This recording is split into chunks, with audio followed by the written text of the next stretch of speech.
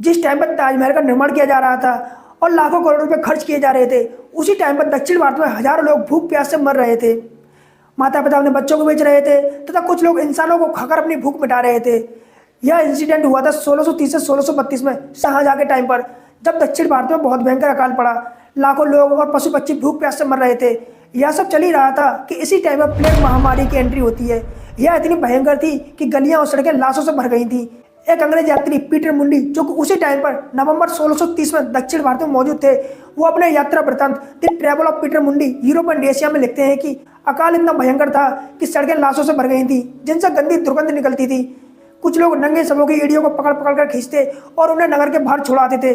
लोगों को कुत्ते, बिल्लियां तथा सड़ा हुआ मांस खाना पड़ रहा था तथा कुछ लोग इंसानों को खाकर अपनी भूख मिटा रहे थे। मरने वालों की संख्या इतनी अधिक हो गई थी कि सड़कों पर चलना मुश्किल हो रहा था। अगर मौत के आंकड़े को देखा जाए तो केवल गुजरात में 1631 के 10 महीने में लगभग 30 लाख लोग मर गए थे तथा अहमदनगर के आसपास लगभग 10 लाख लोग मर गए थे। कुल मिलाकर लगभग 70 लाख लोग मर गए थे। अकाल से निपटने के लिए शाहजहां के आदेश पर कई स्थानों पर लंगर खोले गए तथा इसके अतिरिक्त 77 लाख रुपए भूमि राजस्व कर माफ कर दिया, जो कि पूरे भूमि राजस्व कर का 11वां भाग था। लेकिन अकाल इतना बड़ा था कि ये उपाय सीमित साबित हुए।